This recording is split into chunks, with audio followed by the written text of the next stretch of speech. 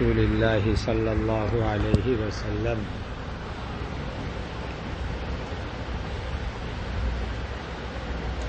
اب اس کے بعد چوتھے نمبر کی بحث ہے،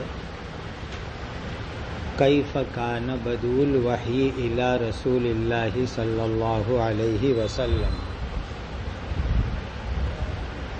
سمجھو لفظ بدء کو، زیادہ حضرات نے اس کو محموز مانا ہے حمزہ سے، بدء بمعنی ابتدا، اور بعض حضرات کہتے ہیں کہ یہ لفظ بدو سے ہیں، با دال واو تشدید کے ساتھ، بدو جس کے معنی آتے ہیں ظاہر ہونے کے، بدا یبدو بدون ظاہر ہونے کے معنی میں، اور بدا یبدأ کے معنی آتے ہیں ابتدا کے معنی کے اندر۔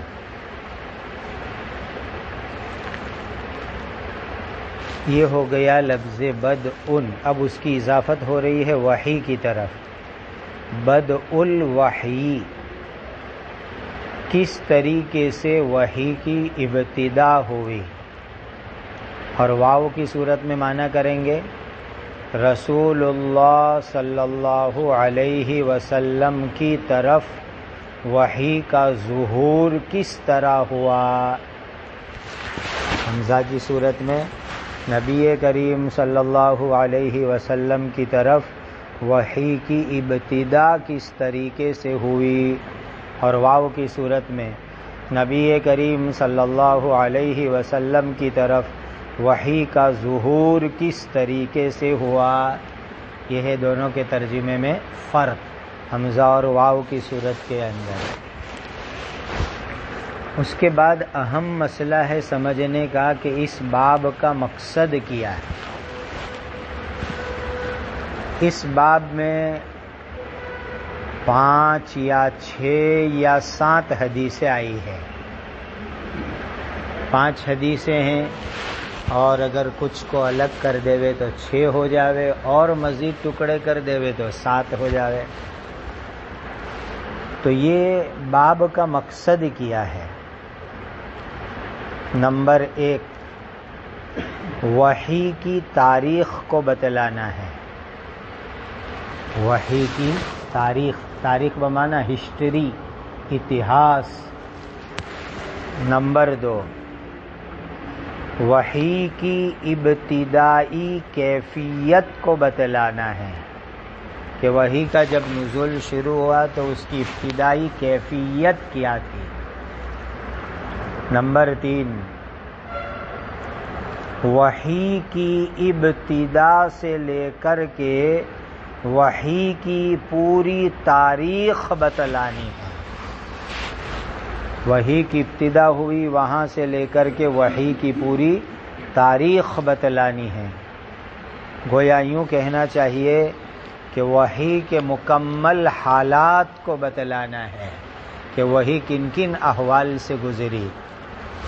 نمبر 4، وحی کے مراحل کو بیان کرنا ہے کہ وحی کون کون سے مرحلے سے گزری ہے۔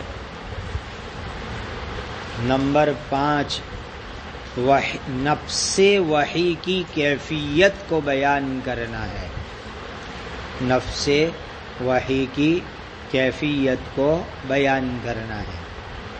تو یہ 5 مقاصد سمجھ میں آتے ہیں اس باب کے۔ پہلا مقصد ہو گیا وحی کی تاریخ، ہسٹری، اتہاس کو بیان کرنا۔ دوسرا مقصد ہو گیا وحی کی ابتدائی کیفیت کو بتلانا۔ تیسرا مقصد ہو گیا ابتدا سے لے کر وحی کی پوری تاریخ بتلانی ہے، وحی کے حالات بتلانے ہیں۔ نمبر 4، وحی کے مراحل کو بیان کرنا ہے۔ نمبر 5، نفس وحی کی کیفیت کو بیان کرنا ہے۔ یہ 5 مقاصد اس ترجمۃ الباب کے ہو سکتے ہیں۔ چونکہ ایک تیسری روایت یعنی پورے باب کے اندر جتنی بھی روایتیں ہیں 7 مانو یا 6 مانو یا 5 مانو، صرف تیسری روایت ایسی آئے گی کہ اس کے اندر وحی کی ابتدا کو بتلایا گیا ہے، ورنہ کسی روایت کے اندر وحی کی ابتدا کا بیان نہیں ہے۔ اسی لیے اگر بدعن سے وحی کی ابتدا ہی مراد لے تو پھر تمام ایک کے علاوہ تمام روایتوں کا باب سے جوڑ کرنا مشکل، اسی لیے کہ ایک روایت میں تیسرے نمبر والی اسی کے اندر صرف وحی کی ابتدا کا بیان آیا ہے، باقی کسی روایت میں وحی کی ابتدا کا بیان نہیں ہے۔ اب اگر بدعن سے صرف یہ مراد لے کہ وحی کی ابتدا، تو پھر باقی روایتیں ترجمۃ الباب سے جوڑ کھائے گی نہیں۔ اسی لیے بہتر یہ ہے کہ یہاں بدعن سے مراد لیا جائے وحی کی تاریخ، وحی کے حالات، وحی کے مراحل، نفس وحی کی کیفیت، تاکہ تمام کی تمام روایتیں ترجمۃ الباب سے منطبق ہو جائے۔ تو یہ اگر مقاصد کو عام کر دیا جائے گا تو تمام کی تمام روایتیں ترجمۃ الباب سے منطبق اور مناسب موافق ہو جائے گی اور کوئی مسئلہ باقی نہیں رہے گا۔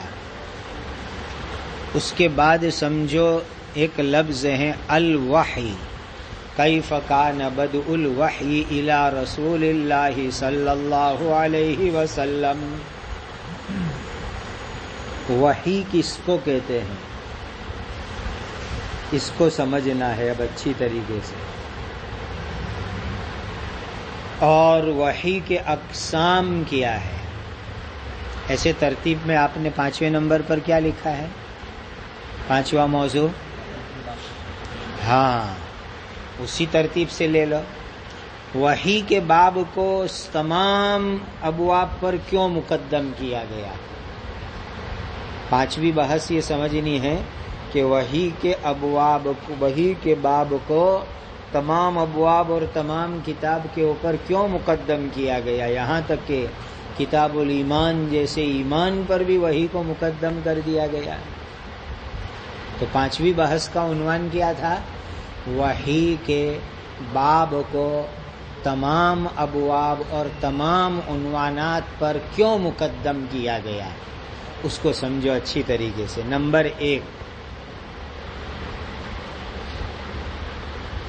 اسلام کے اندر، ہمارے دین کے اندر جتنے بھی عقائد ہیں، جتنے بھی احکام ہیں، ان تمام کے تمام کی بنیاد وحی ہے۔ اسلام مذہب کے اندر جتنے عقائد ہیں، جتنے بھی احکام ہیں، ان تمام کے تمام کی بنیاد کیا ہے؟ وحی۔ تو جب وحی تمام عقائد اور احکام کی بنیاد ہے، جس کا ایک مرد مومن مکلف ہوا کرتا ہے، لہذا اسی اول چیز کو پہلے نمبر پر بیان کیا گیا ہے۔ ہمیں کیا کرنا ہے؟ صحیح عقیدہ اور احکام پر عمل۔ عقیدہ اور احکام، اور تمام عقائد اور احکام کی بنیاد کیا ہے؟ وحی۔ جو عقیدہ اور جو احکام وحی سے ہٹ کر کے ہوگا، وحی سے مستنبط نہیں ہوگا، اس کا کوئی اعتبار نہیں ہے۔ سمجھ میں آئی پہلی وجہ؟ دوسری وجہ سمجھو،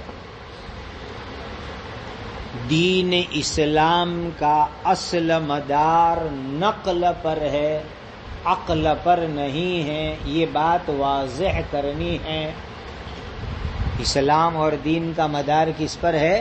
نقل، نہ کہ عقل کے اوپر۔ نقل صحیح، نقل متواتر۔ تو ہمارے دین کی اصل بنیاد ہے نقل کے اوپر، نہ کہ عقل کے اوپر۔ عقل جو ہے نا بہت کمزور ترین ذریعہ ہے، بہت کمزور۔ دیکھو ہمارے بدن میں اللہ تعالیٰ نے حواس ظاہرہ رکھے، حواس باطنہ رکھے۔ حواس ظاہرہ ہے آنکھ، کان، ناک، زبان، یہ سب حواس ظاہرہ ہے۔ قوت شامہ، قوت باصرہ، قوت ناطقہ، قوت سامعہ، قوت ذائقہ، یہ سب ظاہری حواس ہیں۔ اور کچھ اندر کے ہیں، مدرکہ، احساسات، یہ سب باطنی ادراکات ہے۔ تو اللہ سبحانہ و تعالیٰ نے ہمارے اندر ظاہری حواس بھی رکھے، باطنی حواس بھی رکھے، لیکن یہ حواس کا حال ایسا ہے کہ بہت کمزور ہے۔ اس کی ایک سیدھی سادی مثال جو ہم عام طور پر دیا کرتے ہیں وہ کیا دیتے ہیں کہ انسان کی نظریں دیکھنے کے اندر بہت غلطی کرتی ہے۔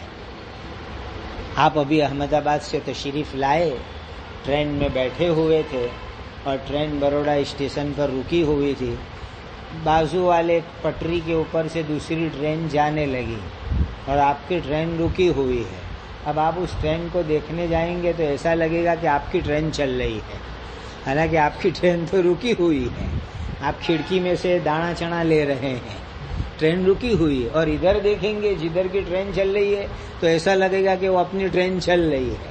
معلوم ہوا کہ انسان کی قوت باصرہ جو ظاہری ایک حصہ ہے وہ اتنا مضبوط ذریعہ نہیں ہے، وہ بھی بہت سی مرتبہ غلطی کر ڈالتا ہے۔ جیسے کہ آپ دور سے دیکھ رہے تھے کہ کوئی آ رہا ہے تو آپ نے اولاً دور سے دیکھ کر کیا کہا کہ کوئی کالی بھینس آ رہی ہے، یقیناً چلو بھینس کو آ جانے دو تاکہ دودھ نکالے اور اپنا پیٹ کا مسئلہ حل ہو گئے۔ قریب آئی تو کہتے کوئی موٹی برقعے والی آپا ہے، تو بھینس تھوڑی ہے۔ دیکھو آپ کی قوت باصرہ نے کیسی غلطی کر ڈالی۔ تو یہ قوت باصرہ انسان کی غلطی کرتی ہے۔ قوت ذائقہ کو دیکھ لو، کوئی نئی چیز کسی نے لا کر کے آپ کے سامنے باؤل میں پیش کی، لیجئے ذرا چکھیے تو صحیح کیا چیز ہے۔ آپ نے چکھ کر کے کہا کہ لگتا ایسا ہے کہ یہ ہریسہ ہے۔ دوسرے چمچ کے کھانے کے بعد کہہ رہے ہیں نہیں حلیم محسوس ہو رہا ہے۔ تیسرا چمچ کھا کے کہہ رہے ہیں دال ہے، دال، یہ تو نہ ہریسہ نہ حلیم، یہ تو دال ہے، دال۔ یہ ہے قوت ذائقہ کا حال کہ ذائقہ شروع میں کیا کہتا ہے، بعد میں کیا کہتا ہے۔ یہی حال تمام حواس کا ہے۔ جتنے بھی حواس اللہ تعالیٰ نے انسان کے بدن کے اندر رکھے ہیں یہ حصول علم کے قوی ترین ذرائع بالکل نہیں ہیں، ان کے اندر بہت اغلاط کے امکانات ہیں۔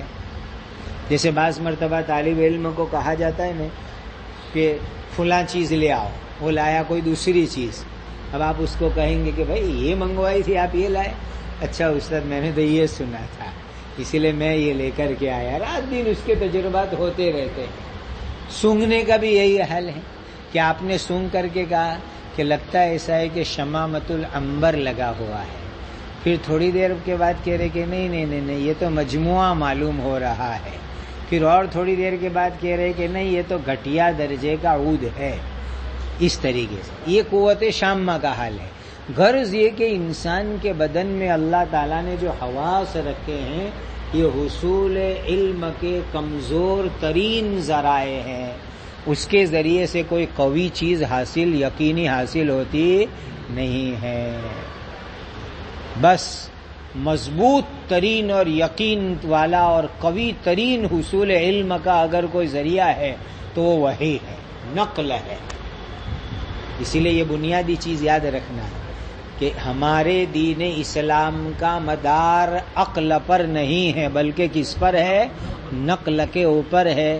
اسی لیے کہ عقل کے فیصلے غلط ہوا کر سکتے ہیں، عقل جو ہے غلط چیزوں کا ادراک کرتی ہے، عقل جو ہے بہت سی مرتبہ ٹھوکر کھاتی رہتی ہے۔ آج یہ پوری دنیا سائنس ٹیکنالوجی یہ کیا ہے، عقل سے تعلق رکھنے والی چیز ہے۔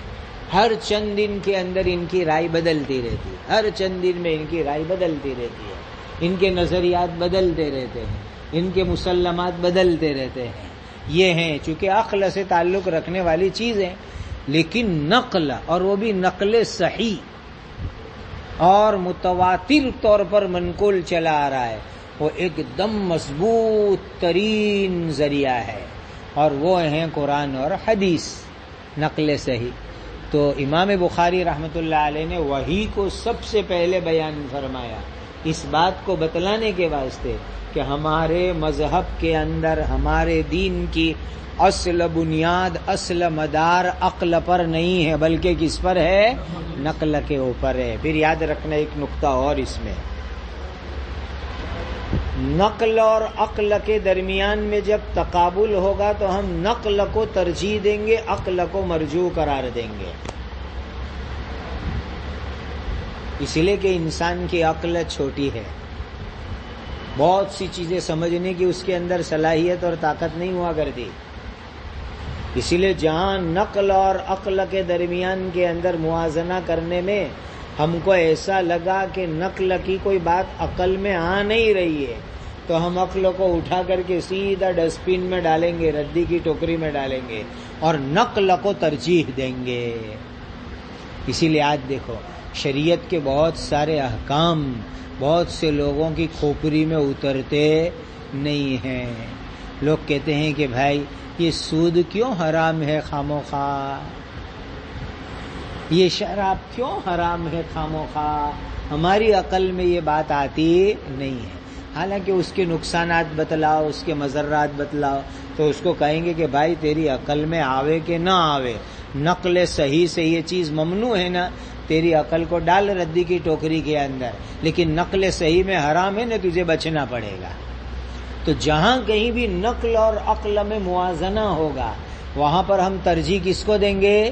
نقل کو، اور عقل کو کیا کریں گے؟ اٹھا کے ردی کی ٹوکری میں ڈال دیا جائے گا. اس لیے کہ عقل بہت کمزور ہے اور اس کے فیصلے بھی کمزور ہے، اس کا دائرہ بھی کمزور ہے، اس کا دائرہ بھی محدود ہے. اسی لیے ہمیشہ نقل کو ترجیح دی جائے گی، اور نقل میں آتا ہے قرآن حدیث. تو حضرت امام بخاری رحمۃ اللہ علیہ نے وحی کو مقدم کر کے یہ بات سمجھائی کہ شریعت کا مدار عقل پر نہیں ہے بلکہ کس پر ہے؟ نقل کے اوپر ہے.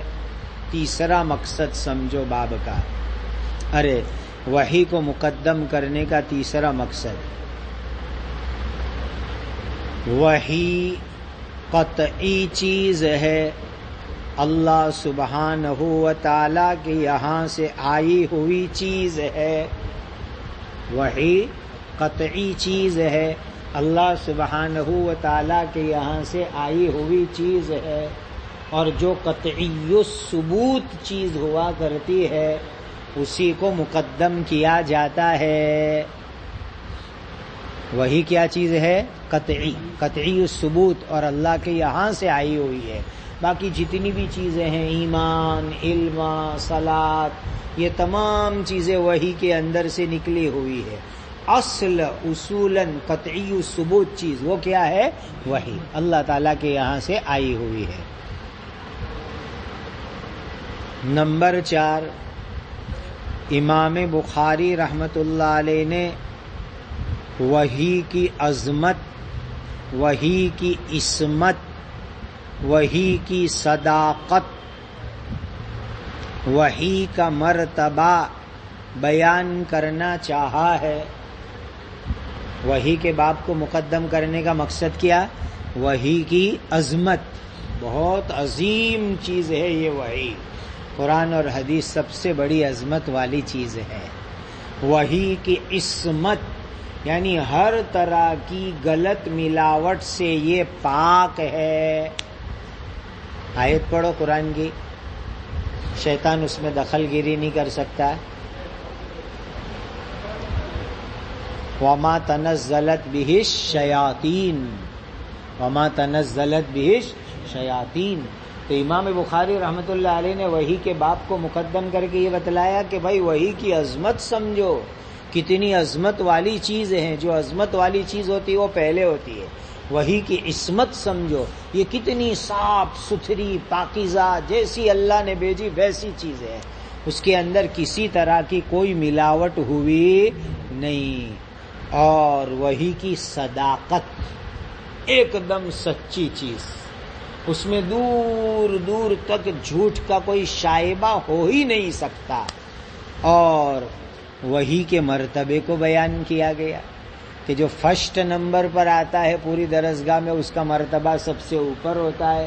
تو وہی فرسٹ نمبر پر گویا کہ وحی کا سب سے اونچا مرتبہ. تو امام بخاری رحمۃ اللہ علیہ نے وحی کے باب کو مقدم کر کے کیا بتلایا؟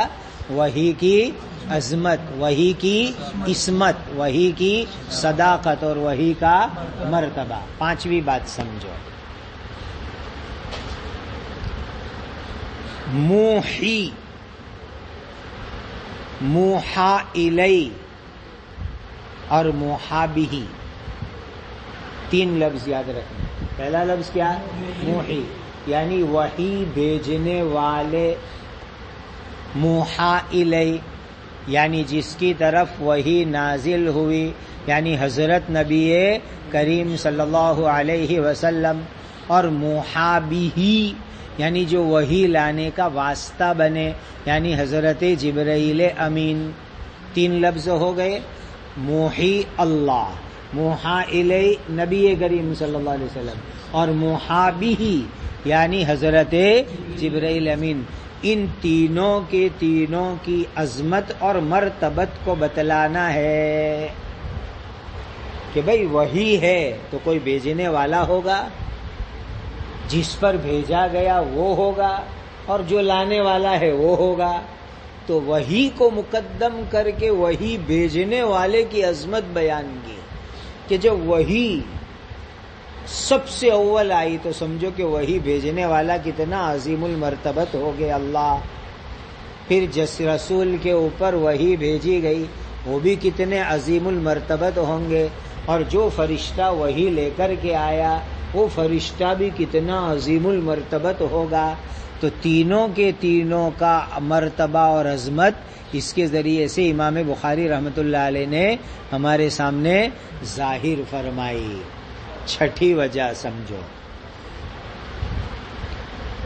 حجیت حدیث کا اثبات کرنا ہے. حجیت حدیث کا اثبات کرنا ہے، اس لیے کہ لفظ وحی عام میں ہے. اس میں وحی مطلوبی شامل ہے، وحی غیر مطلوبی شامل ہے. لفظ وحی مطلق ہے، اور مطلق میں دونوں قسم آتی ہے، وحی مطلوع اور وحی غیر مطلوع. تو جس طریقے سے قرآن مجید حجت شرعیہ ہے، اسی طریقے سے وحی غیر مطلوع یعنی حدیث شریف بھی حجت شرعیہ ہے. وحی مطلوع یعنی کون؟ قرآن مجید. اور وحی غیر مطلوع یعنی کون؟ حدیث شریف. تو وحی مطلوع قرآن، وحی غیر مطلوع یعنی حدیث شریف، دونوں کا حجت اور دلیل اور حجت شرعی ہونا یہ امام بخاری رحمۃ اللہ علیہ نے بیان فرمایا. اس لیے سب سے پہلے لا کر کے اشارہ کر دیا کہ دیکھو بھائی یہ وحی حجت شرعیہ ہے. جس طرح وحی مطلوع حجت شرعیہ ہے، اسی طریقے سے وحی غیر مطلوع بھی حجت شرعیہ ہے. نمبر 7، امام بخاری رحمۃ اللہ علیہ نے کتاب کی شروعات، کتاب کا اختتام دونوں عقائد کے بیان سے کیا ہے. بڑی عجیب ترتیب اپنائی ہے امام بخاری رحمۃ اللہ علیہ نے. شروعات بھی عقائد سے، اختتام بھی عقائد سے. سب سے پہلی کتاب لائے کتاب الایمان، اس میں عقیدے ہے. اخیر میں لائے کتاب التوحید، اس میں ہے عقیدے. رد علی الجہمیہ، عقیدے. تو شروعات بھی عقائد سے اور اختتام بھی عقائد سے. اور درمیان کے اندر اعمال لائے، نماز لائے، تہجد لائے، خرید و فروخت لائے، نکاح طلاق لائے، تمام کے تمام اعمال لائے.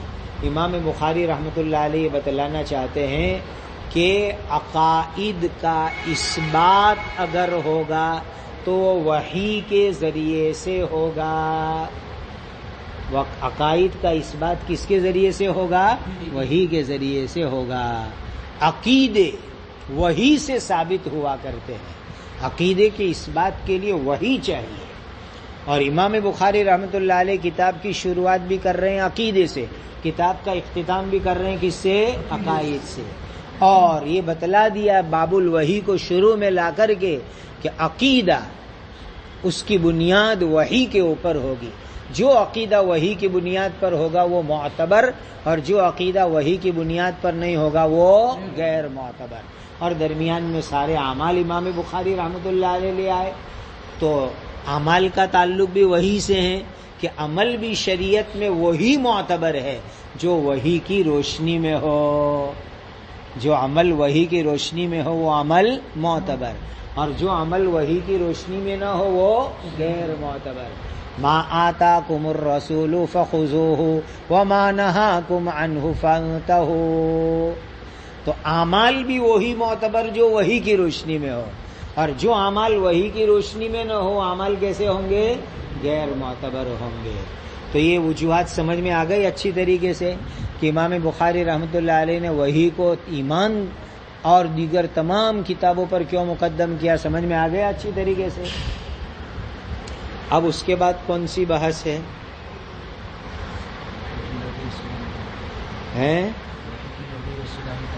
ہاں، چھٹی بحث، لفظ وحی کی لغوی اور اصطلاحی تعریف اور اقسام. تین چیزیں سمجھنی ہیں: لفظ وحی کی لغوی تعریف، لفظ وحی کی اصطلاحی تعریف، اور وحی کے اقسام. اب سمجھو وحی کی لغوی اصطلاحی لغوی تعریف. الاعلام فی خفاء، چپکے سے کسی کو خبر دے دینا. لغت میں وحی کا معنی کیا آتا ہے؟ چپکے سے کسی کو خبر دے دینا. الاعلام فی خفاء. نمبر 2، الاعلام بالسرعۃ. امام راغب اصفہانی رحمۃ اللہ علیہ نے یہ معنی بیان کیا، تیزی سے کسی چیز کی اطلاع دے دینا، پھٹاک سے تیزی سے کسی چیز کی اطلاع دے دینا. تیسرا لغوی معنی، جس کے ذریعے سے آدمی دلالت اخذ کرے. دلالت یعنی راہنمائی، جس کے ذریعے سے آدمی دلالت اخذ کرے. چوتھا معنی وحی کا، اشارہ کرنا. پانچواں معنی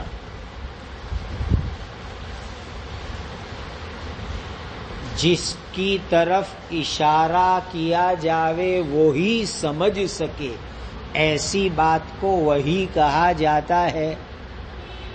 جس کو طرف اشارہ کیا جاوے وہی سمجھ سکے، ایسی بات کو وحی کہا جاتا ہے. چھٹا معنی کتابت، کتابت. ساتواں معنی رسالت، پیغام. آٹھواں معنی الہام. نواں معنی مخفی کلام. دسواں معنی جو بات تم کسی دوسرے کو پہنچاؤ. یہ 10 معنی لغت کے اعتبار سے بیان کیے گئے. اس میں سے بعض معنی کے قریب قریب ہوتے ہیں. یہ سب وحی کے لغوی معنی ہو گئے. اب اس کے بعد اصطلاحی معنی سمجھو وحی کا. شریعت کی اصطلاح میں وحی کہا جاتا ہے الاعلام بالشرع. الاعلام بالشرع، شریعت کی اطلاع اور خبر دینے کو وحی کہا جاتا ہے. الاعلام بالشرع، شریعت مطہرہ، شریعت مقدسہ، شریعت پاکیزہ کسی کو بتلا دی جاوے، کسی تک پہنچا دی جاوے، اس کو وحی کہا جاتا ہے. ایک تعریف. دوسری تعریف سمجھو، کلام اللہ المنزل علی نبی من انبیائہ. کلام اللہ المنزل علی نبی من انبیائہ، اللہ تعالیٰ کا کلام جو اللہ تعالیٰ اپنے نبیوں میں سے کسی نبی پر اتارے. اللہ تعالیٰ کا کلام جو اللہ تعالیٰ اپنے نبیوں میں سے کسی نبی پر اتارے، اس کو اصطلاح میں کیا کہیں گے؟ وحی. تو وحی کی دوسری اصطلاحی تعریف کیا ہوئی؟ منزل علی نبی من انبیائہ. اور پہلی تعریف کیا ہوئی؟ الاعلام بالشرع. تیسری تعریف سمجھو وحی کی، اللہ تعالی اپنے احکام سے بندوں کو خبردار کرے تاکہ وہ دوسروں کو پہنچانے کا کام کرے. اللہ تعالی اپنے احکام سے بندوں کو خبردار واقف کراوے تاکہ وہ بندہ دوسروں کو پہنچا دے، اس کو وحی کہا جاتا ہے۔ تو اللہ تعالیٰ سب سے پہلے اپنے بندوں میں سے نبیوں کو واقف کراتے ہیں، اور وہ نبی خود عمل کرتے ہوئے دوسروں تک پہنچا دیتے ہیں، اس کو کیا کہا جاتا ہے؟ وحی۔ تو یہ وحی کی 3 اصطلاحی تعریف ہو گئی، سمجھ میں آ گئی تینوں تعریف ہے۔ اب اس کے اقسام کو بہت اطمینان سے سمجھو، وحی کے اقسام، یہ بڑا اہم مرحلہ ہے، اقسام وحی کو سمجھنا۔ بنیادی طور کے اوپر یہ سمجھو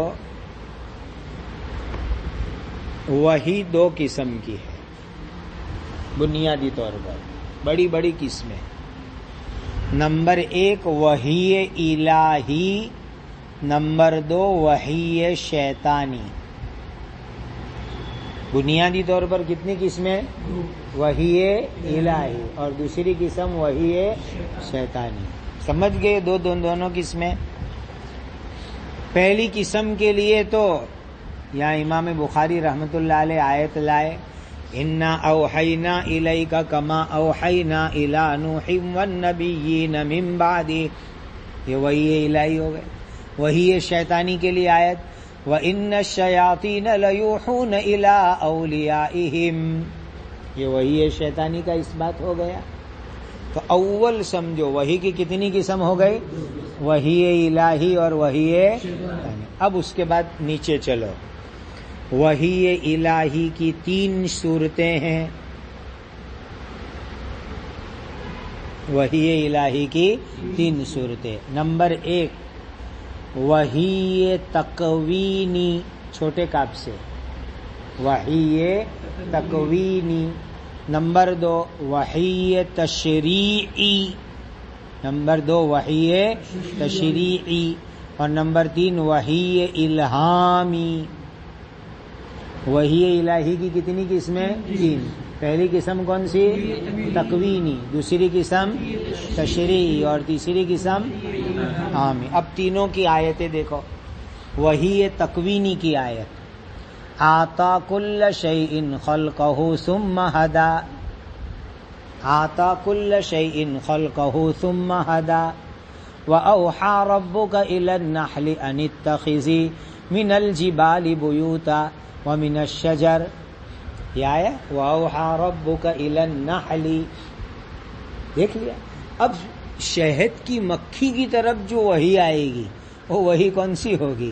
وحی تکوینی، کہ تجھے اس دنیا کے اندر تکوینی طور پر کیا کیا کام انجام دینے ہیں، کیا کیا امور تجھے انجام دینے ہیں، کس طریقے سے تجھے پھلوں کا رس چوس چوس کر لا کر کے شہد کو تیار کرنا، یہ وحی تکوینی ہو گئی۔ اور یہ بھی جو کہا گیا نا آتا کل شیء خلقہ ثم ہدا، تو وہاں پر بھی جو ہے اللہ تعالیٰ ہر مخلوق کو پیدا کرنے کے بعد جو ہدایت دیتے ہیں یہ وحی تکوینی ہے، کہ بھئی تمہیں کیا کرنا، کیسے کھانا، کیسے پینا، کیسے زندگی گزارنا، کیسے جو ہے تم کو جو ہے اس دنیا کے اندر چیزوں سے فائدہ اٹھانا، نقصان دہ چیزوں کو دور کرنا، یہ سب تکوینیات کے قبیل سے کہا جاتا ہے۔ سمجھے اس بات کو؟ اور یہ اللہ سبحانہ و تعالی نے ہر مخلوق کے اندر یہ چیز رکھی ہوئی ہے، بلکہ اس کے اندر بعض حضرات نے تو بہت اچھی بات یہ فرمائی کہ ایک بطخ کا بچہ پیدا ہوا، انڈے سے آج نکل کر کے آیا، اور اس کو نکل کر کے ہے پانی کے اندر تیرنا، تو کہا یہ تیرنے کا کام اس کو کس نے سکھلایا؟ ایک بچہ عورت کے پیٹ سے نکل کر آ کر کے فوراً ماں کی چھاتی سے دودھ پینا شروع کر دیتا ہے، کہا یہ کس نے اس کو سکھلایا؟ کہ اللہ سبحانہ و تعالیٰ نے اس کی جو تکوینی ضروریات تھی اس دنیا کے اندر زندگی گزارنے کے واسطے، وہ تمام کی تمام چیزوں کی اس کو رہبری فرما دی۔ سمجھ رہے بات کو اچھی طرح؟ یہ سب کہلاتی ہے تکوینی وحی۔ نمبر 2 وحی تشریعی، کہ جس کے اندر شریعت کے احکام ہوا کرتے ہیں، وحی تشریعی یعنی جس میں شریعت کے. اب یہاں ایک نقطے کی بات ہمیشہ ذہن میں رکھنا، نبوت کی دلیل وحی تشریعی ہے. دلیل نبوت کیا ہے؟ وحی تشریعی ہے. مطلق وحی دلیل نبوت نہیں ہے. مطلق وحی دلیل نبوت نہیں ہے. ورنہ شیاطین بھی آپس میں ایک دوسرے پر وحی کرتے ہیں، تو کیا اس سے وہ نبی بن جائیں گے؟ نعوذ باللہ من ذالک. تو دلیل نبوت کیا چیز ہے؟ وحی تشریعی، یعنی اللہ سبحانہ و تعالی اپنے بندوں میں سے جس کسی بندے کے اوپر شریعت مطہرہ نازل فرماوے، شریعت کے احکام نازل فرماوے، شریعت عنایت فرماوے، یہ وحی تشریعی دلیل ہے اس بات کی کہ وہ آدمی اللہ کے نبی بن گئے. تو دلیل نبوت ہے وحی تشریعی، اور یہ وحی تشریعی بھی اللہ تعالیٰ کے یہاں سے. تیسری قسم سمجھو وحی الہام، جس کو قرآن نے کہا وَأَوْحَيْنَا إِلَىٰ أُمِّ مُوسَىٰ أَنْ أَرْضِعِيهِ فَإِذَا خِفْتِ عَلَيْهِ فَأَلْقِيهِ فِي الْيَمِّ. یہ حضرت موسیٰ علیہ السلام کی والدہ کی طرف وحی آئی. یہ وحی کیا چیز تھی؟ الہام تھی. کیا چیز تھی؟ الہام تھی. تو یہ تین صورتیں ذہن کے اندر رکھنا وحی الہی کی. ایک ہے وحی تکوین، جو تمام مخلوق کو ہوا کرتی ہے کہ تمہیں جو ہے کس طریقے سے دنیا کی زندگی گزارنی، کیسے فائدہ اٹھانا، کیسے نقصان سے بچنا، کیسے بود و باش، کیسے تم کو جو ہے اس دنیا کی زندگی کے اندر ساری کام کاج کرنی ہے. اور دوسری چیز ہے وحی تشریعی جو دلیل نبوت ہے. اور تیسرے نمبر پر ہو گئی وحی الہامی. یاد رکھنا یہ تیسری قسم کا سلسلہ باقی ہے. الہام کا سلسلہ دنیا میں باقی ہے، قیامت تک یہ سلسلہ باقی رہے گا، اور تکوینی وحی بھی باقی رہے گی. یہ دو سلسلے باقی ہے، تکوینی اور الہامی. لیکن وحی تشریعی بند ہو گئی. حضرت محمد الرسول اللہ صلی اللہ علیہ وسلم پر اخیر کے اندر وحی تشریعی آئی تھی، اور پھر آپ صلی اللہ علیہ وسلم کے اوپر تشریعی وحی بند ہو گئی. اب قیامت تک تشریعی وحی آنے والی نہیں ہے. یہ ہے. تو یہ تین چیز سمجھ میں آ گئی. پہلی چیز کیا ہو گئی؟ وحی تکوینی. دوسری چیز کیا ہو گئی؟ اور تیسری قسم الہامی. یہ تینوں کس کی قسم سمجھی جائے گی؟ وحی الہی کی. اور دوسری بڑی قسم کیا بتلائی گئی تھی؟ وحی شیطانی. وَإِنَّ الشَّيَاطِينَ لَيُوحُونَ إِلَىٰ أَوْلِيَائِهِمْ. شیاطین بھی ایک دوسرے کو آپس میں وحی کیا کرتے ہیں. اسی لیے جتنے بھی متنبی لوگ ہیں، متنبی یعنی زبردستی کے نبی، جتنے بھی زبردستی کے نبی ہیں وہ بھی کہتے ہیں ہمارے اوپر وحی آتی ہے. تو وہاں کہا جائے گا کہ آپ کے اوپر وحی شیطانی آیا کرتی ہے، اور اس کی وجہ سے کوئی نبی بن جاتا نہیں ہے. نبی بننے کے لیے کون سی وحی چاہیے؟ وحی تشریعی، وحی الہی، وحی تشریعی. ورنہ شیطانی وحی سے دنیا میں کوئی نبی بن نہیں جاتا. اسی لیے مرزا غلام محمد قادیانی کی باتوں میں، اس کی کتابوں کے اندر کئی جگہ پر ہے میرے پاس یہ وحی آئی، یہ وحی آئی، بلکہ اس کی وحی کا ایک مجموعہ ہے. جیسے ہمارے یہاں قرآن مجید ہے نا، اس طرح ان کے یہاں بھی ایک وحی کا مجموعہ ہے جس کا نام ہے تذکیرہ. اس کا نام انہوں نے تذکیرہ رکھا ہوا ہے، اور اس کے اندر باقاعدہ جو ہے تاریخ کے ساتھ کہ فلاں مہینہ، فلاں دن، فلاں سن، اس وقت پر حضرت اس حالت میں تھے اور یہ وحی نازل ہو گئی. اس انداز سے انہوں نے اس کو مرتب کیا ہے، اور اس کی تمہید میں لکھا ہوا ہے کہ یہ ہمارے مذہب اور مسلک کے اندر اسی طریقے سے ہیں جس طریقے سے قرآن مجید کا مقام ہے. اس کی تمہید میں لکھا ہوا ہے. جس کو بھی دیکھنا ہو میرے پاس ہے موجود، دیکھ لے آ کر کے تذکرہ کے اندر. تو یہ وحی شیطانی کہ اس کا کوئی شیطان ہے، ایک شیطان اس کا ظاہری تھا، ایک شیطان اس کا مخفی تھا. وہ اس کے اوپر وحی بھیجا کرتا تھا. اس دور میں جن کی ہمارے ملک پر حکومت تھی وہ ظاہری شیطان تھے، اور دوسرے اس کے مخفی شیاطین تھے جو اس کے اوپر وحی بھیجا کرتے تھے. تو یہ وحی شیطانی جو ہوا کرتی ہے وہ دلیل نبوت نہیں بن جاتی، اور وحی تکوینی بھی دلیل نبوت نہیں بنتی، اور وحی الہامی بھی دلیل نبوت نہیں. کون سی دلیل نبوت ہے؟ وحی الہی تشریعی، وہ دلیل نبوت. اب اس کے بعد مزید اقسام سمجھو. نمبر 1، اللہ سبحانہ و تعالی حضرات انبیاء علیہ الصلاۃ والسلام کے پاس جو وحی بھیجتے ہیں اس کی پہلی صورت منامی یعنی خواب کی حالت کے اندر. اللہ سبحانہ و تعالی حضرات انبیاء علیہ السلام پر جو وحی بھیجتے ہیں اس کی پہلی قسم کیا ہے؟ منامی، یعنی خواب کی حالت کے اندر.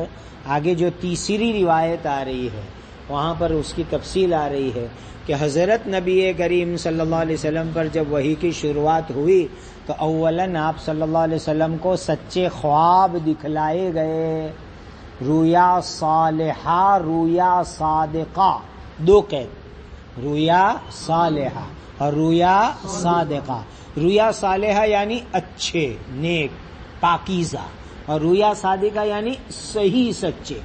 وہاں حدیث میں یہ تشبیہ آئے گی کہ صبح صادق کی طرح حضرت نبی کریم صلی اللہ علیہ وسلم جو چیز خواب میں دیکھتے صبح میں ایسا ہی ہوتا، یعنی جیسا رات میں دیکھا ایسا صبح میں ہو جایا کرتا تھا.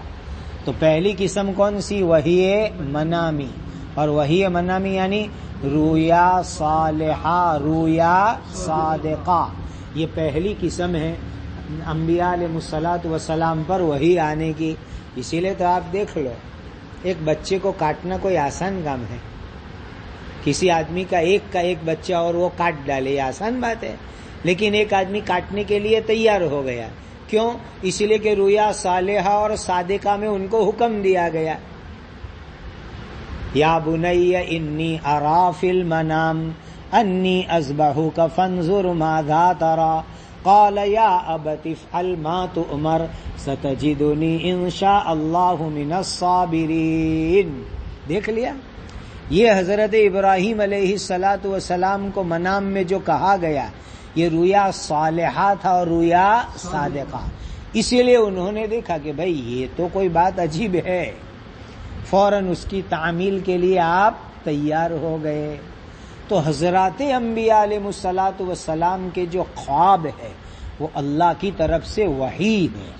تمام انبیاء علیہ الصلاۃ والسلام کے خواب وہ اللہ تعالیٰ کی طرف سے وحی ہے. اب جو آپ نے وہاں مشکات شریف میں وہ واقعہ پڑھا نبی کریم صلی اللہ علیہ وسلم کے اوپر سحر ہونے کا، کہ جس کے اندر دو فرشتے خواب میں حضور کو دکھائے گئے انسانی شکل میں، اور دو فرشتے آ کر کے حضور کے پاس بیٹھ گئے. ایک سیرانے بیٹھا ہے، دوسرا فرشتہ پیر کی طرف بیٹھ رہا ہے، اور دونوں فرشتے آپس میں بچے کی طرح مکالمہ کر رہے ہیں، جیسے مکتب کے بچے جلسے میں مکالمہ کرتے ہیں. بھائی ان کو کیا ہوا؟ تو کہا ان پر سحر ہوا. کس نے کیا؟ کہ لبید ابن اسم نے کیا. وہ پورا واقعہ آپ نے مشکات شریف میں پڑھا. اب دیکھو، حضرت نبی کریم صلی اللہ علیہ وسلم نے خواب دیکھا، اور خواب کی بنیاد پر بیدار ہوتے ہی آپ نے حضرت علی، حضرت مقداد ابن الاسود رضی اللہ تعالیٰ عنہ ایسے مضبوط صحابہ کو بھیجا کہ جاؤ فلاں بیر کے اندر جاؤ، کنویں کے اوپر جاؤ، اور وہاں اس طریقے سے پتھر ہٹانا، اور وہاں اس طریقے سے کھجور کا شگوفہ ہوگا، وہاں پتلا ہوگا، اس میں سوئی ہوگی، وہ ساری چیز نکال کر کے لے کر کے آؤ. یہ کیا چیز ہے؟ یہ وحی منامی ہے کہ آپ صلی اللہ علیہ وسلم کو خواب کے اندر بتلایا گیا. نمبر 2، دوسری قسم سمجھو، مثل سلسلۃ الجرسی. مثل سلسلۃ الجرسی یعنی جس طریقے سے گھنٹی کی آواز مسلسل ہوا کرتی ہے، اس شکل کے اندر نبی کریم صلی اللہ علیہ وسلم پر وحی نازل ہوئے. حدیث نمبر 2 میں اسی کی وضاحت آ رہی ہے. اس باب کی حدیث نمبر 2 کے اندر سلسلۃ الجرس کی شکل میں وحی کے آنے کی وضاحت ہو رہی ہے۔ نمبر 3، نبی کے قلب اطہر کے اندر اللہ تعالی کی طرف سے بات ڈالی جائے، نبی کے قلب اطہر کے اوپر اللہ تعالی کی طرف سے بلا واسطہ کوئی بات ڈالی جائے، یہ سب قید ملحوظ رکھو، نبی کے قلب اطہر کے اوپر بلا واسطہ اللہ تعالی کی طرف سے کوئی بات القاء کی جاوے، اس کو کہتے ہیں نفث فی الروع۔ کیا نام رکھیں گے؟ نفث فی الروع۔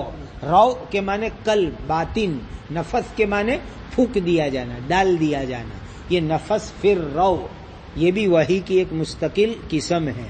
نمبر 4، فرشتہ کسی انسانی شکل میں نبی کے پاس آ کر کے اللہ کی بات پہنچاوے، فرشتہ کسی انسانی شکل میں آ کر کے نبی کے پاس اللہ کی بات پہنچا کر کے جاوے، یہ چوتھی شکل ہے۔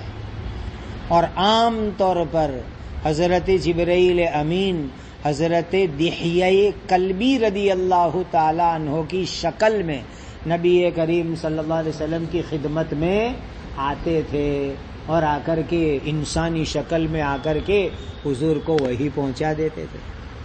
بات یہ تھی کہ حضرت دحیہ بہت خوبصورت تھے، ملائکہ بھی نورانی اور خوبصورت مخلوق ہے، اسی لیے ان کی شکل کے ساتھ بڑا جوڑ تھا حضرت جبرائیل امین کو، اسی لیے حضرت نبی کریم صلی اللہ علیہ وسلم نے صلح حدیبیہ کے بعد شاہان عجم کے نام پر جو دعوتی خطوط لکھے، اس خطوط کو لے کر بہت سی جگہوں حضرت دحیہ کو بھیجا، اس لیے کہ ان کی ظاہری پرسنالٹی بھی بہت اچھی تھی، اور یہ دنیا کے بڑے بڑے اس زمانے کے بادشاہ قیصر روم اور ایسے ان کے پاس بھیجا جاوے تو ذرا ظاہر میں بھی جن کی پرسنالٹی اچھی ہو ایسے کو بھیجا جاوے، اسی لیے حضرت دحیہ رضی اللہ تعالی عنہ کو نبی کریم صلی اللہ علیہ وسلم نے کئی شاہان عجم کے نام دعوتی خطوط لے کر کے روانہ فرمایا تھا۔ عام طور پر حضرت دحیہ رضی اللہ تعالی عنہ کی شکل میں حضرت جبرائیل آ کر کے بات بتلاتے تھے، بعض مرتبہ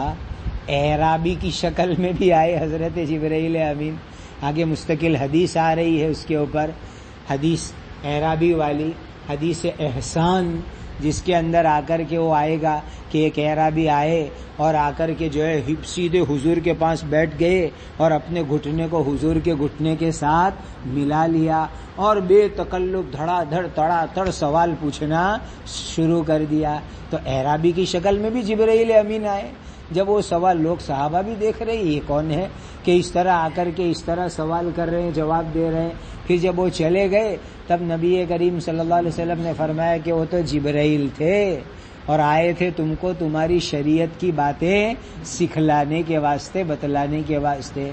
تو اعرابی کی شکل کے اندر بھی آئے حضرت جبرائیل امین، یہ ہے ملک اور فرشتے کی شکل کے اندر آنا۔ پانچویں قسم، فرشتہ اپنی اصلی شکل کے اندر آوے، اصلی شکل کے اندر آ کر کے وہی کرے۔ اصلی شکل یعنی کیا مطلب؟ جبرائیل امین 600 پر کے ساتھ آ رہے ہیں اور ان کا جسم اتنا بڑا ہے کہ آسمان کا مشرق اور مغرب پورا بھر گیا، اتنا بڑا ان کا جسم، اور 600 پر، اور پر کے اندر ہیرے اور موتی لگے ہوئے اور وہ بکھر رہے ہیں، اس شان میں جبرائیل امین تشریف لائے۔ اب اندازہ لگاؤ شان کتنی عجیب و غریب ہوگی، اور اس شان کو سورہ والنجم میں اللہ نے بیان فرمایا، علمہ شدید القویٰ ذو مرۃ فاستویٰ وہو بالافق الاعلیٰ ثم دنا فتدلی فکان قاب قوسین او ادنی فاوحی الی عبدہ ما اوحی۔ یہ ہے جبرائیل امین کا اصلی شکل میں آ کر کے وحی کرنا، اور اس میں 600 پر یعنی کیا، اور وہ بھی کیا، مشرق سے لے کر مغرب پورا افق سما بھر جاوے اور اس پہ ہیرے موتی جواہرات لگے ہوئے ہو، اور یہ 2 مرتبہ ہوا۔ کتنی مرتبہ ہوا؟ 2 مرتبہ۔ ایک فترت وحی یعنی سورہ اقرا کے 5 آیتوں کے نزول کے بعد جب ایک عرصے تک وحی رکی رہی، آگے تیسری حدیث میں فترت کی مقدار میں محدثین کا اختلاف انشاءاللہ آ رہا ہے۔ فترت وحی کے بعد جب حضرت جبرائیل کی زیارت ہوئی تو اس اصلی شکل کے اندر ہوئی، محلہ اجیاد میں مکۃ المکرمہ کے اندر حضور غار ہیرا سے تشریف لا رہے ہیں اور جبرائیل کو دیکھا اصلی حالت میں تو بے ہوش ہو کر کے گر گئے نبی کریم صلی اللہ علیہ وسلم۔ اور دوسرا معراج میں، کہاں پر؟ معراج کی رات میں۔ پڑھو آگے والی آیت، وَلَقَدْ رَآهُ نَزْلَةً أُخْرَى عِنْدَ سِدْرَةِ الْمُنْتَهَى عِنْدَهَا جَنَّةُ الْمَأْوَى إِذْ يَغْشَى السِّدْرَةَ مَا يَغْشَى مَا زَاغَ الْبَصَرُ وَمَا طَغَى لَقَدْ رَآ مِنْ آيَاتِ رَبِّهِ الْكُبْرَى۔ یہ ہے دوسری مرتبہ۔ تو حضرت جبرائیل امین کو نبی کریم صلی اللہ علیہ وسلم نے 2 مرتبہ اصلی شکل کے اندر دیکھا۔ تو یہ بھی ایک قسم ہے وحی کی کہ جس میں جبرائیل امین اصلی شکل میں نبی کے پاس وحی لے کر کے آئے۔ اور دیکھو بہت سے محدثین کرام کی رائے یہ ہے کہ جبرائیل امین اصلی شکل میں وحی لے کر کے آوے، یہ حضرت نبی کریم صلی اللہ علیہ وسلم کے خصوصیات میں سے ہے، آپ کے خصوصیات میں سے۔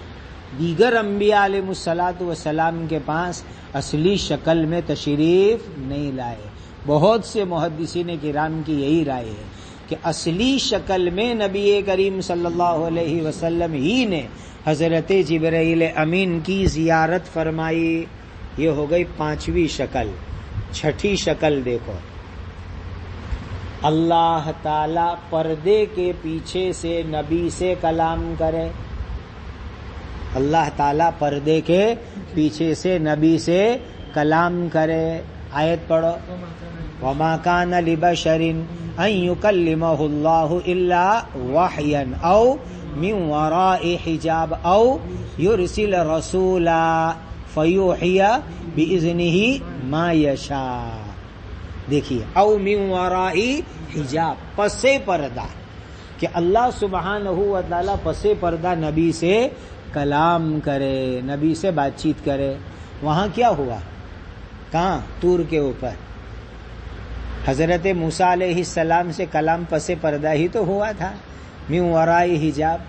اور پس پردہ کلام کی لذت ایسی محسوس ہوئی کہ حضرت موسیٰ علیہ السلام نے بے اختیار درخواست کر دی، قال رب ارینی انظر الیک قال لن ترانی ولكن انظر الى الجبل فإن استقر مكانه فسوف ترانی۔ یہ پس پردہ ہی تو کلام سنا تھا حضرت موسیٰ علیہ الصلاۃ والسلام نے۔ تو ایک ہے اللہ سبحانہ و تعالی پس پردہ نبی سے کلام کرے، نبی سے بات چیت کرے، نبی کے اوپر وحی بھیجے۔ اب پس پردہ کی بھی 2 صورت یاد رکھنا۔ یہ وحی کی جو 6ٹھی قسم ہے اس کی بھی 2 قسم ہے۔ نمبر 1، پس پردہ بیداری کی حالت کے اندر، پس پردہ بیداری کی حالت میں، جیسے کہ بعض صحابہ کرام کی رائے کے مطابق لیلۃ الاسراء میں، بعض صحابہ کرام کی رائے کے مطابق لیلۃ الاسراء کے اندر، معراج کی رات کے اندر۔ نمبر 2، بیداری کی پہلی قسم بیداری بتلائی، بیداری، ہاں تو بیداری کی مثال سمجھو۔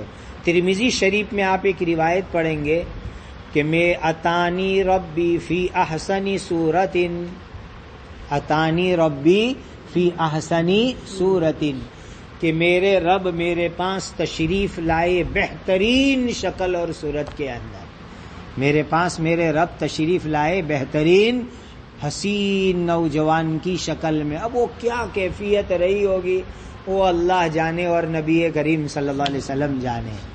تو اللہ تعالی بیداری کی حالت میں نبی کریم صلی اللہ علیہ وسلم کے سامنے تشریف لائے، اور وہ ہوا اتانی ربی، اتانی ربی فی احسن صورت۔ تو نبی کریم صلی اللہ علیہ وسلم نے پوچھا فیما یختصم الملأ الاعلی، فیما یختصم الملأ الاعلی، کہ یہ ملائے اعلیٰ کے فرشتے کس چیز میں آپس میں بحث و مباحثہ کرتے ہیں؟ یہ سوال کیا. تو یہ دو چیزیں یاد رکھنا کہ اللہ سبحانہ و تعالی پس پردہ بات چیت کرے اور پس پردہ بات بتلاوے، اور اس کی ایک شکل ہے بیداری کی حالت میں اتانی ربی فی احسنی صورت، اور دوسری شکل ہے اس کی بیدار خواب کی حالت کے اندر، خواب کی حالت کے اندر. مثال ادھر ادھر ہو گئی، مثال الٹ پھر ہو گئی. بیداری کی حالت کے اندر جیسے معراج میں، بیداری کی حالت میں جیسے کہ معراج کے اندر، اور خواب کی حالت میں جیسے کہ اتانی ربی فی احسنی صورت. تو بیداری کی حالت میں نبی کریم صلی اللہ علیہ وسلم نے باری تعالیٰ کا دیدار فرمایا. کہاں پر؟ معراج کی رات کے اندر. اور اس موقع پر 3 چیزیں اللہ تعالیٰ نے بطور وحی کے عطا فرمائی. پہلی چیز سورہ بقرہ کی آخری آیتیں، دوسری چیز 50 نمازیں، اور تیسری چیز جو اپنے آپ کو کبیرہ گناہوں سے، جو اپنے آپ کو شرک سے بچائے گا، اللہ تعالیٰ اس کے کبیرہ گناہ بھی معاف کر دیں گے.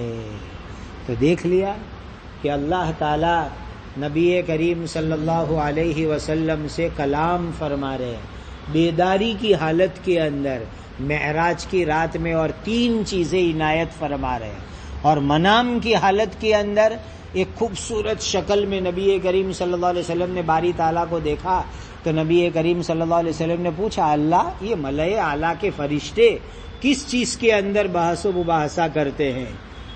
تو باری تعالیٰ نے جو ہے اس کا جواب دیا، اور وہ آپ نے جو ہے وہاں پر مشکات شریف میں پوری تفصیلی روایت پڑھ لی. 7ویں قسم بس.